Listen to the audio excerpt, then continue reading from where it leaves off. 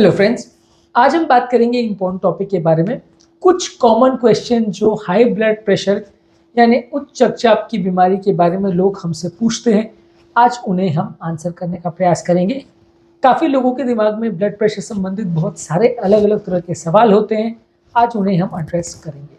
Topic पर जाने से पहले जो लोग हमारे चैनल पर नए हैं उन्हें रिक्वेस्ट करूँगा कि चैनल को सब्सक्राइब करें, वीडियोस को लाइक और शेयर करें। सबसे पहला सवाल जो लोगों के दिमाग में आता है कि ब्लड प्रेशर होता क्या है। ब्लड प्रेशर बेसिकली एक प्रेशर है जो ब्लड जो है नलियों की दीवार पर एग्जर्ट करता है, यानी जब किसी नली में ब्लड का बहाव होता है तो दीवारों पर एक फोर्स लगाता है। ये फोर्स कम है या ज़्यादा है उसके हिसाब से उसका ब्लड प्रेशर मेजर होता है। और ये ब्लड प्रेशर अगर ज़्यादा होता है जितना होना चाहिए या जितना एक्सपेक्टेड है उससे ज़्यादा अगर प्रेशर एग्जर्ट होता है तो उसको हाइपरटेंशन बोलते हैं। जब ये प्रेशर लो होता है तो उसको हाइपोटेंशन बोलते हैं। ज़्यादातर अगला क्वेश्चन जो लोग पूछते हैं कि हाइपरटेंशन के कारण क्या है।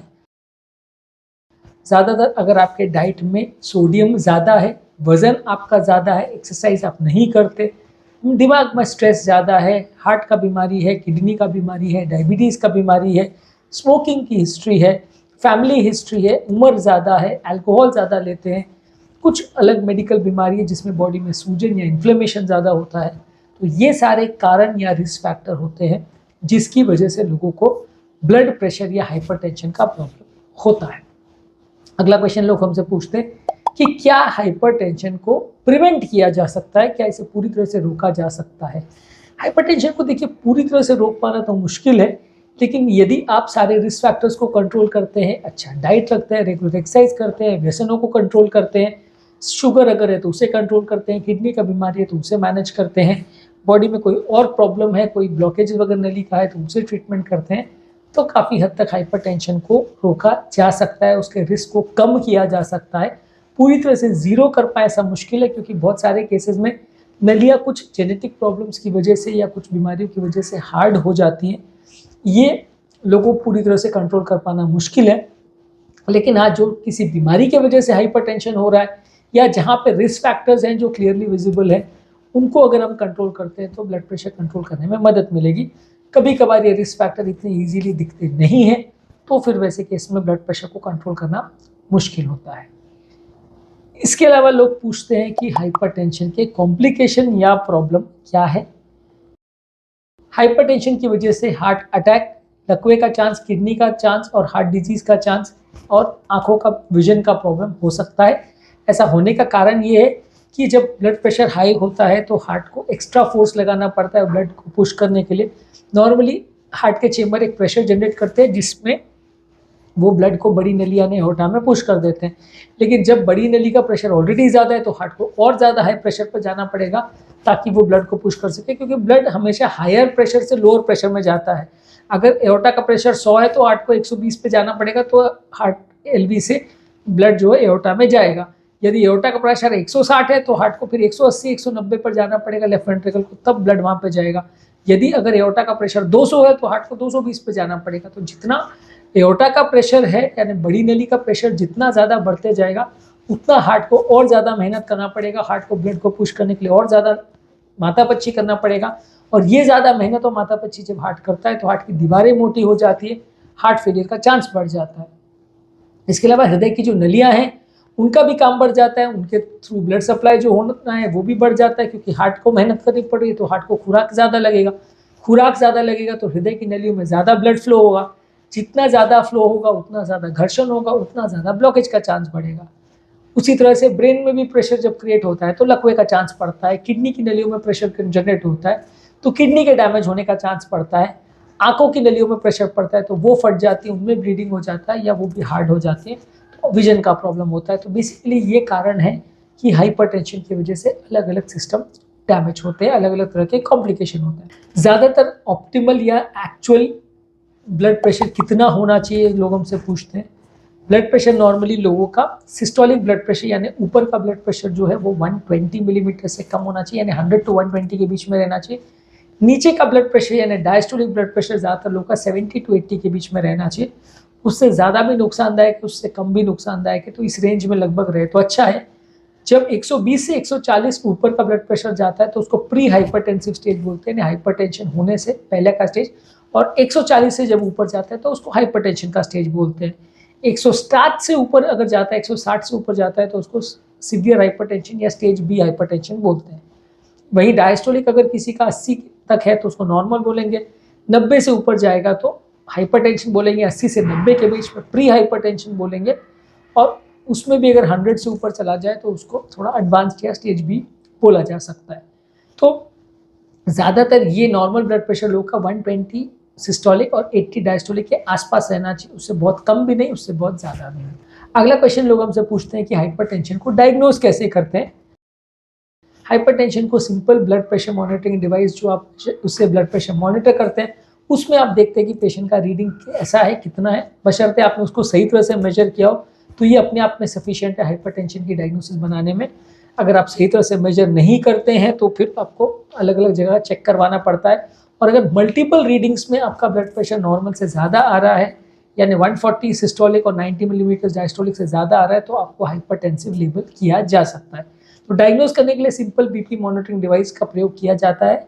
इसके अलावा बाकी चीज़ें हैं, जैसे कि ईसीजी में क्या चेंजेस है, हार्ट में कितना थिकनेस हो रहा है उसको दिखाता है, इको में क्या चेंजेस है, हार्ट में कितना थिकनेस है ये भी उसको दिखाता है, किडनी में क्या चेंजेस है वो यूरिन की रिपोर्ट और किडनी की क्रिएटिन वैल्यू से पता चलता है, आंखों में क्या चेंजेस है वो आंखों के फंडस एग्जामिनेशन से पता चलता है।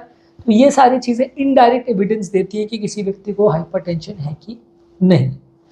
अगला क्वेश्चन लोग हमसे पूछते हैं कि हाइपरटेंशन क्या दवाइयों से क्योर हो सकता है। हाइपरटेंशन यूजली दवाओं से क्योर तो नहीं होता है, लेकिन कंट्रोल किया जा सकता है।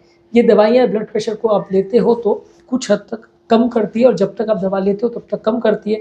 जब आप दवा लेना बंद कर देते हो तो ये वापस बढ़ जाती है। बाकी कई पैथीज के लोग या बाकी कई तरह के लोग किस तरह के क्लेम्स करते हैं कि वो हाइपरटेंशन को पूरी तरह से क्योर कर सकते हैं किसी पर्टिकुलर दवा से, पर कोई बड़े ट्रायल डेटा या बड़ा इसमें इंटरनेशनल कोई एविडेंस अवेलेबल नहीं है जो ये क्लियर कट प्रूव करता है कि किसी और भी पैथी में कोई ऐसी मेडिसिन है जो इसको पूरी तरह से क्योर कर सकती है।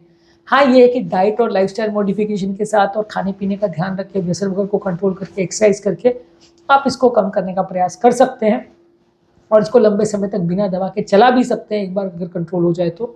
लेकिन हर केस में, खासकर जहाँ सीवियर हाइपरटेंशन हो, दवाइयों से ये क्योर नहीं होता, कंट्रोल किया जा सकता है।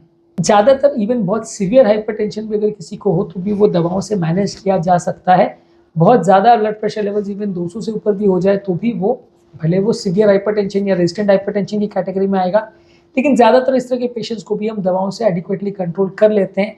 ऐसा नहीं होता है कि बिल्कुल ही कंट्रोल ना हो पाए, ऐसा मैक्सिमम लेस देन 2-3% केस में होता है कि हम बिल्कुल ना कंट्रोल कर पाए, बहुत सारी दवाई चालू हो जाए फिर भी ना हो पाए, पर मेजॉरिटी ऑफ द केसेस में आप दवाओं से बीपी लेवल्स को तो एटलीस्ट कम कर सकते हैं। अगला क्वेश्चन लोग हमको पूछते हैं कि व्हाइट कोट हाइपरटेंशन क्या होता है। कई लोगों के साथ घर पर ये होता है कि जब वो घर पर रहते हैं तो ब्लड प्रेशर उनका नॉर्मल रहता है, जब वो हॉस्पिटल में जाते हैं तो हॉस्पिटल में डर की वजह से कि और डॉक्टर हमको क्या बात करेगा, किस तरह की बात करेगा, बीमारी के बारे में क्या बताएगा, क्या लाइफस्टाइल चेंजेस लगेंगे, क्या डाइट लगेगा, क्या एक्सरसाइज लगेगा, ये सब बातें सुन के वो डर जाते हैं, घबरा जाते हैं, जिससे उनका ब्लड प्रेशर 20-30 मिलीमीटर जितना होता है उससे बढ़ जाता है। इसको व्हाइट कोट हाइपरटेंसिव इफेक्ट बोलते हैं, क्योंकि डॉक्टर ज़्यादातर व्हाइट कोट में रहते हैं तो उसको, या एप्रन जिसे बोलते हैं, तो उसके सेंस की वजह से या वो सामने होने की वजह से एक डर क्रिएट हो जाता है, जिसकी वजह से लोगों को ये ब्लड प्रेशर बढ़ जाता है, और ये काफ़ी कॉमन है, ऑलमोस्ट 30-40% ऑफ पॉपुलेशन को होता है। इसका एग्जैक्टली उल्टा होता है मास्क हाइपरटेंशन। उसमें ये होता है कि आपका क्लिनिक में ब्लड प्रेशर नॉर्मल आ रहा है, लेकिन घर पर ब्लड प्रेशर ज़्यादा आ रहा है, आप घर पर बार बार चेक कर रहे हो तो आप हाइपरटेंसिव रेंज में आ रहे हो, लेकिन क्लिनिक पे कुछ और इफेक्ट्स की वजह से ये ब्लड प्रेशर कम हो जाता है। इसको मास्क हाइपरटेंशन बोलते हैं। व्हाइट कोट हाइपरटेंशन और मास हाइपरटेंशन क्या होता है, इस पर ऑलरेडी हमने फुल डिटेल वीडियोस किया है। लोग हमसे पूछते हैं कि हाइपरटेंशन वाले पेशेंट में डाइट में क्या चेंजेस करना चाहिए। ज़्यादातर आपको सादा खाना, ब्लैंड खाना, कम नमक का खाना खाना ज़रूरी है। जितना ज़्यादा ऑयली स्पाइसी फूड वगैरह आप लेंगे उतना ब्लड प्रेशर बढ़ेगा। हाइपरटेंशन के डाइट पर हमने ऑलरेडी काफ़ी डिटेल वीडियोज़ किए हैं। डैश डाइट और रेनबो डाइट का काफ़ी कॉन्सेप्ट रहता है हाइपरटेंसिव पेशेंट में, वो आप हमारे चैनल पर देख सकते हैं, तो आपको डिटेल वीडियोज़ उस तरह के मिल जाएंगे। अगला क्वेश्चन जो लोग हमसे पूछते हैं कि क्या हाइपरटेंशन वाले पेशेंट को एक्सरसाइज करना चाहिए या नहीं। डेफिनेटली हाइपरटेंशन वाले पेशेंट को एक्सरसाइज करने से फायदा होगा, बशर्ते उनका हाइपरटेंशन ठीक ठाक कंट्रोल हो तो। अगर बहुत ज़्यादा ब्लड प्रेशर हो और ऑलरेडी ब्लड प्रेशर 190 200 के आसपास हो तो वहाँ पे इसे कंट्रोल करना बड़ा मुश्किल हो जाता है, क्योंकि वहाँ पे आपका एक्सरसाइज करने के दौरान ब्लड प्रेशर और शूट अप हो सकता है, जिससे पेशेंट को जान का खतरा हो सकता है। तो वैसे केस में पहले ब्लड प्रेशर को कंट्रोल करें, फिर एक्सरसाइज करें। एक्सरसाइज करना ज़रूर चाहिए, लेकिन ब्लड प्रेशर को थोड़ा ठीक से कंट्रोल करने के बाद इसको करेंगे तो ज़्यादा अच्छा है। आज के टॉपिक में लास्ट क्वेश्चन जो हम लेंगे वो ये है कि ब्लड प्रेशर को कितना फ्रीक्वेंटली मॉनिटर करना चाहिए। ज़्यादातर ब्लड प्रेशर को आपको एटलीस्ट हफ्ते में 1 से 2 बार मॉनिटर करना चाहिए। कई लोग का क्या है कि दिन में 4 बार 6 बार भी मॉनिटर करते हैं, सुबह दोपहर शाम रात हर बार बीपी मॉनिटर करते रहते हैं। ये भी काउंटर प्रोडक्टिव होता है और इसमें भी अननेसेसरी टेंशन और स्ट्रेस होता है। और कई लोग का ऐसा होता है कि 3-3 महीने 4-4 महीने तक वो चेक नहीं करते, तो ये भी अच्छा नहीं है, ये भी नुकसानदायक है। एवरेज आप मान सकते हैं कि हफ्ते में 1 से 2 बार आपने किया ब्लड प्रेशर का मॉनिटरिंग करने के लिए सफिशिएंट है। और आइडियली अगर आप इसको मॉनिटर करें तो सबसे अच्छा टाइम ब्लड प्रेशर चेक करने के लिए जो लोग पूछते हैं वो है शाम का टाइम। जब आप काम करके घर आ चुके हो 6-7 बजे, आप ठंडे दिमाग से घर पे बैठे हो, कोई एक्टिविटी नहीं कर रहे हो, तो उस समय आप चेक कर सकते हो। या सुबह नाश्ते से आधा घंटा पहले जब आप उठे 1-2 घंटा हो चुका है, उस टाइम पर चेक कर सकते हो। ये सबसे बेस्ट टाइम है ब्लड प्रेशर चेक करने का। दोपहर का टाइम को यूजली सबसे खराब टाइम माना जाता है ब्लड प्रेशर चेक करने के लिए। तो आज के टॉपिक में हमने कुछ इंपॉर्टेंट पॉइंट्स पर डिस्कशन किया जो ब्लड प्रेशर वाले पेशेंट्स हमसे कॉमनली पूछते हैं।